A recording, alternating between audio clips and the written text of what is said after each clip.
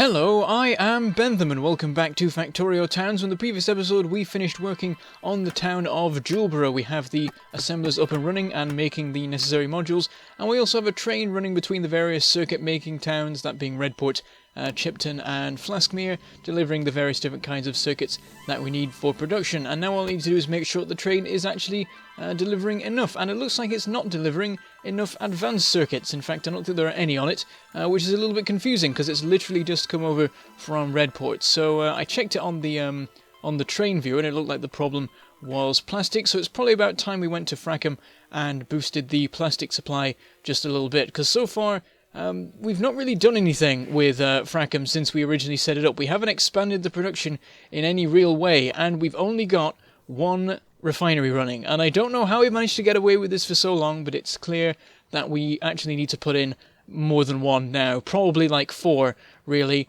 We've been like... It's always worked out quite well with the advanced circuits. We've only ever needed a few of them at any one time. We use it for the blue signs, but the blue signs never really got up to full speed, even though we've nearly done all of the signs now. It's just never quite got to full pelt with things, and the limiting factor has always been batteries rather than plastic, and I think it's because there isn't enough battery production rather than enough materials for batteries. I really should have fixed it, but I never really got around to it because it wasn't actually needed. We didn't need any particular science doing, so I never bothered upgrading it, and now here we are with the science nearly completely done, and suddenly we need some other oil-based product and we don't have any materials handy. So I start setting up a second one, and then we come across the problem of not having enough room to set up any more because we sort of put some flamethrower turret ammo in the way, but we'll tackle that momentarily. Also, you may have noticed there we had an explosion over on the rails leading up to West Point, and for a moment I was extremely concerned that they'd taken out a power pole and we just lost power to the place, but luckily it was just a light that was directly next to a power pole, so we dodged a bullet slightly there, and we'll just fix that at some point in the future when we happen to be passing by. Anyway, I get rid of the flamethrower production. It was stupid of me really to set it up here. I think I did it because I didn't expect to need any oil anytime soon, but obviously it was going to happen.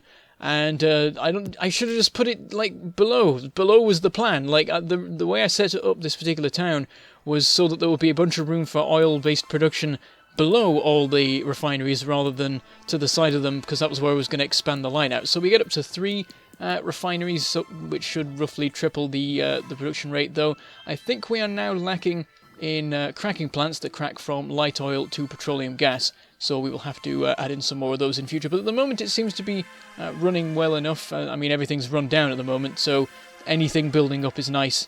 So for the moment we'll leave that, and it should be fine. It's the sort of thing I should fix, but I'm trying to sort of rush through and get production done on the parachute right now, so as long as everything is working to some degree, I will just leave it until the situation is stabilised a bit more, because the biters are continuing to advance. At the end of the last episode, we had them sort of half overrun Frackham. They took out most of the turrets there. We had to rebuild a lot, resupply everything.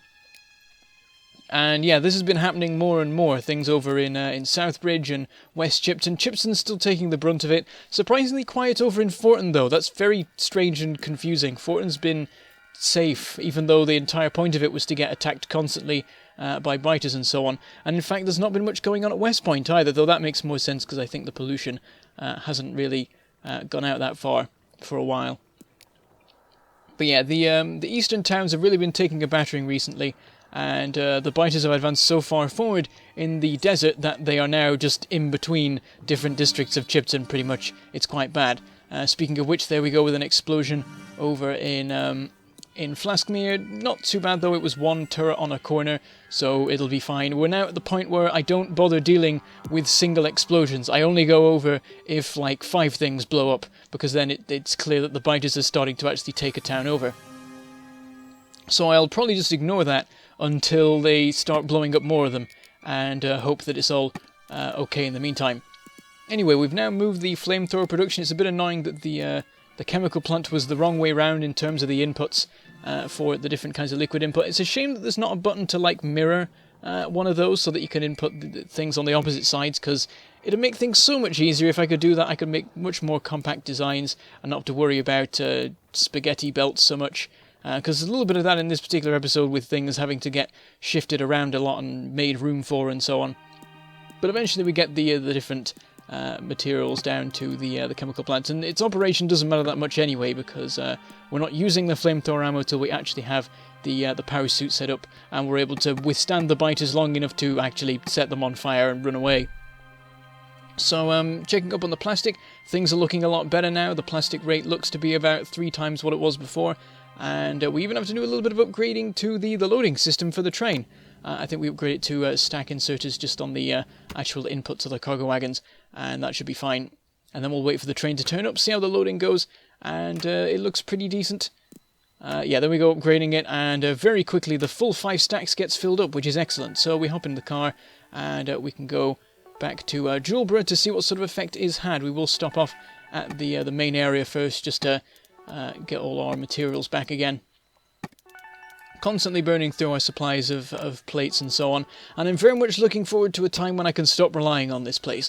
Basically, as soon as logistics are working, I'm gonna just destroy this whole thing, and finally get rid of our ties to sort of the old-fashioned, like the standard intelligent way of playing Factorio, and completely embrace the town's design. Once I've got logistics, I can get it so that bots just constantly deliver me whatever I might need that is made in a particular town, and at that point it should be okay to just go around normally and probably not even deliberately visit towns very often. Just I'll just keep getting resupplied as I pass through, and it won't be too much of a problem. We'll of course have to make sure that there's some towns that make gears, because at the moment I don't know if there are any. There must be 1 or 2, because there are things that use gears, of course, but mostly it's fine. But anyway, we are over at Redport, and we need to do a bit of tweaking with the advanced circuits. I went over to Juleborough, looked at the system, and there were still no advanced circuits getting through, and I suddenly realised that the reason why was because of the way it was loaded onto the trains over in Redport. Basically, I did it a stupid way. I prioritised completely one platform over the other, the prioritised platform being the westbound one, which delivers, I think, to Flaskmere and to the Blue Science place. Actually, no, it doesn't. No, it does deliver to Flaskmere now, at least. But it did before, and also to Newton. That's the one. I'm forgetting these town names again. There's so many. It's hard to keep track. I mean, I think are we up to 12 towns at this point? Quite possibly. But yes. Anyway, what we need to do is shift the belts back a bit so there's enough room to put a splitter in, and then we can have it so that each of the platforms gets 50% of the product, and then we'll be able to get Juleborough running again. We already have a decent supply of modules going, though. I think at least by the end of the episode, we're like more than halfway to getting things done, which is excellent progress. And as soon as this is set up, the trains start running well, everything starts working properly, and the production in Juleborough actually gets up to, I think, full pelt, at least temporarily. We'll see how things go in the long term. But while I'm over in Redport, I need to do a bit of tweaking with the trains a little bit more, because what I've realised is that with the train filling up with plastic each time it visits Frackham, that means that the limiting factor in production, the bottleneck, is now the capacity of the train. So I upgrade it to 10 slots, and that should fix that problem. But we'll also have to make sure to upgrade the unloading as well. So I just follow the train along on its route so we can get back to Redport where we've left the car. And when I arrive, I realised that the loading rate is no longer enough. Now that we have some extra slots, it looks like we could do with 1 more chest for the loading to make sure it runs properly. But unfortunately, the train leaves while we're working on that, and we'll have to make our way back on foot. Also, while I'm here, I spot a large number of explosions over in Southbridge, where it appears that the biters have completely breached the wall, and we're just running around cleaning up any remaining turrets that happen to be around. So yeah, that's not good. We already had that in Frackham at the end of last episode. It's getting more and more frequent as time goes on. The biters get more aggressive, more bases move in, and our time runs out, essentially, before we, either fight back or die, essentially. At some point, they might actually overwhelm a town, and if it's an important town, that could spell doom for us, really. But anyway, we're over in Redport sorting out the unloading system. We've upgraded it to 3 unloading inserters for the plastic to make sure that the bottleneck doesn't just become the unloading at the other end. Now it should be sped up all the way along, and the limiting factor should be the actual assemblers themselves. So the next order of business, I think, in this particular town, when we eventually need it, is to upgrade the number of assemblers and basically just double it, add a new column, and see how that goes.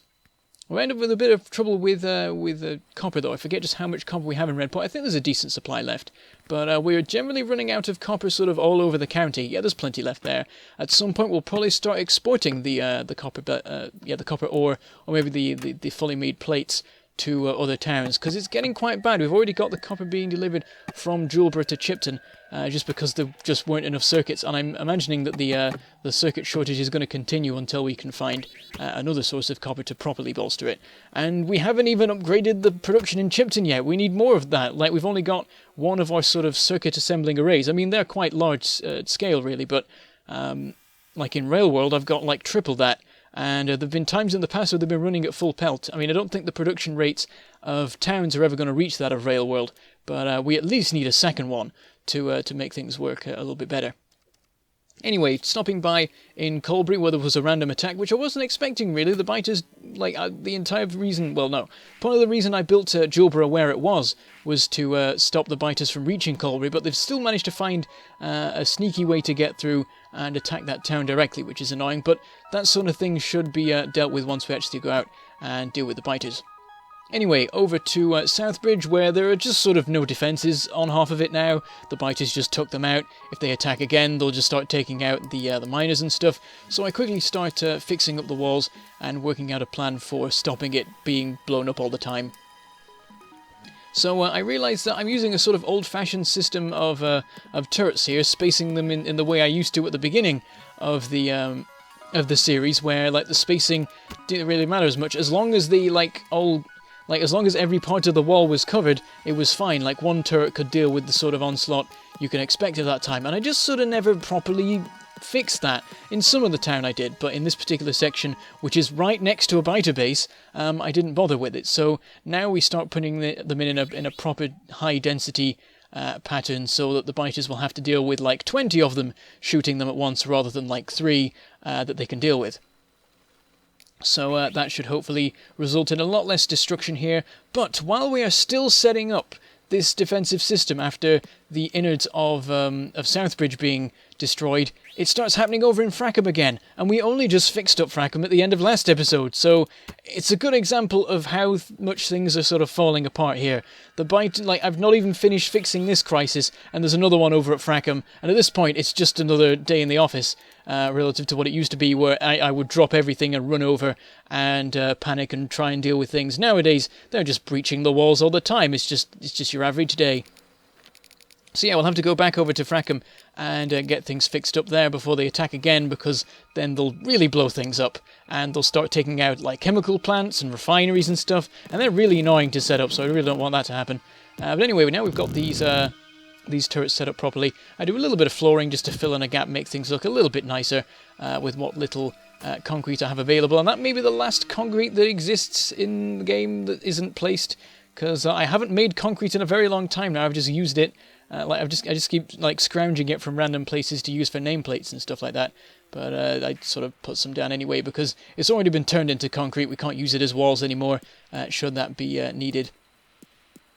Anyway, over to Juleborough, where I noticed that there are no lights, so we just put a couple of those around there so we can see things nicely. And production is going well. It shouldn't be too long before that is all done. So I decide to make my way over to West Point to sort out the production of various parachute components.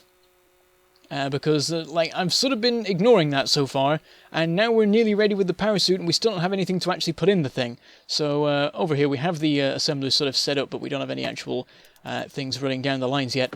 I resupply on various bits of stone from the stone production we have here. Things are still going fairly strong, though one of the miners has now run out, just as a reminder that this isn't going to last forever. We need a bigger stone deposit, and there aren't any. We'll have to go out and find one, or generate one. I'm still considering that plan. I haven't got round to looking at how easy it would be to actually put a stone deposit into the map yet. I imagine it'll be possible, but it might be a little bit fiddly.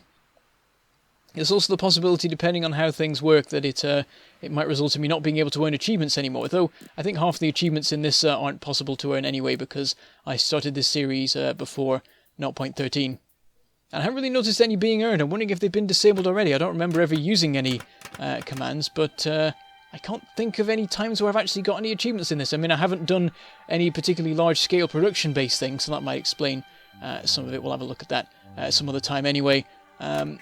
we'll start paying more attention to achievements once I start a new series in like a post 0.13 save. For the moment, half of them aren't available anymore, and so it's always a bit annoying trying to earn sort of a limited handful of them. Anyway, we've worked out what we need for the various suit components, and it's essentially fairly simple. We need, I think, advanced circuits, processing units, and batteries. And we could also do with electric engines, but we're not in production for that yet. I'm waiting till I have, I think, a steel town before I set up electric engine production. And they're only needed for the exoskeleton legs anyway, so that should be fine. So yes, we go over to Frackham to deal with the destruction. All the turrets have been destroyed immediately after, replacing them all and filling them all with ammo. So it can't even be blamed on the ammo running out now. It's just being overwhelmed by the sheer force of biters that arrived. They even managed to take out the radar that we have built there. So that's not good.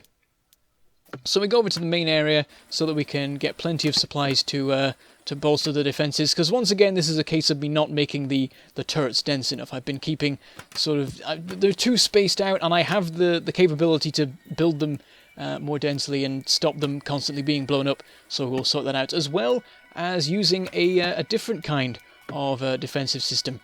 Also, while we're over here, I set up some storage for pipes. I've got away with not using that so far, but I mean, it's cost me, so I don't know if you can really say I've got away with it, because every time I want to build anything that uses pipes, I keep having to assemble all the pipes myself manually, and it's a huge faff. So we'll get them actually being stored here, then we can just pick them up and get things done a little bit quicker, because it basically doubles the production time of any oil-based assemblers, or oil-based assembly things like the pump jacks and refineries and so on, as well as a couple of other oil-based things that we have. So we go back over to Frackham, repair up some more walls. I think there have been more attacks in the meantime, or maybe I just didn't fix it up properly from last time. Holes in the wall all over the place. It's ridiculous. They basically, it looks like they just breached at every turret. Like, every single turret, they actually just bashed through the wall and destroyed them individually before moving on to the radar. And it's quite lucky, really, that there were enough turrets left over to deal with them before too much more was done. But anyway, to make sure that this sort of thing doesn't happen again, we start setting up flamethrower turrets. I should have done this a long time ago, and people keep telling me to do it. It makes a lot of sense. And yeah, this is Frackham. It's the oil production place. It's under heavy attack. It needs more defenses. Well, let's put in some flamethrower turrets and see how well they actually perform, because I haven't really used these in a proper game yet. I've done a couple of test games where I've had fun with them and messed about in alternate saves with them, but I've never actually properly used them for a defensive system, and I think it's about time we change that. And the best type of oil that they use is light oil, which currently we're building up a supply of because we don't have enough cracking plants, so it works out quite well. It sort of evens out the levels a little bit, because of course if the light oil finishes, if the light oil storage fills up entirely, then that shuts down the whole oil system, so this will slightly relieve the pressure in the meantime while we sort out other things, and we'll come back a little bit later on to actually get the cracking properly set up, because we'll have to expand the walls and stuff, and whatever, I'll do it later. It's annoying. So yeah, we got all the things piped together, and this should result in hopefully no more problems from the biters. I mean, the spitters will be doomed with this, because their main strength is that they are on the very edge of the range of turrets and can often get away with only one being able to shoot back at them, and often that one can run out of ammo, and then they just have free reign over it. But the flamethrower turrets have a further range, and they work really well against spitters, because they'll set the ground where the spitters stand on fire. They will all run into it, stay in it, and just continue to burn until they die. Also, large attacks will be sort of weak to it in a sense, because the first biters that come along will have the flames launched, and then the flames will stay there for all the other biters to run through. So it's sort of like the bigger the force, the better flames work. So yeah, it's the perfect combination of conditions, really. So yeah, the reason that I'm using light oil is because it has a damage bonus. There are three kinds of fuel you can use for it: crude oil, heavy oil, and light oil. Crude oil is the standard baseline one. Heavy oil uses, it gives it 5% boost, so it's not very much of a change. And light oil gives it a 10% boost. So, it's every little helps. And light oil is the one that we have the most of, and I think it might be the most cheap one anyway in terms of how much you get. I know that when it comes to making solid fuel, it makes the most sense to make it out of light oil, because that's the most solid fuel you get for it. But there we go, we have this new defensive line set up, and I'm looking forward to seeing it in action, and hopefully never seeing any like turrets get blown up in Frackham ever again. That's all we have time for today, so I shall say goodbye, thank you for watching, and I shall see you next time.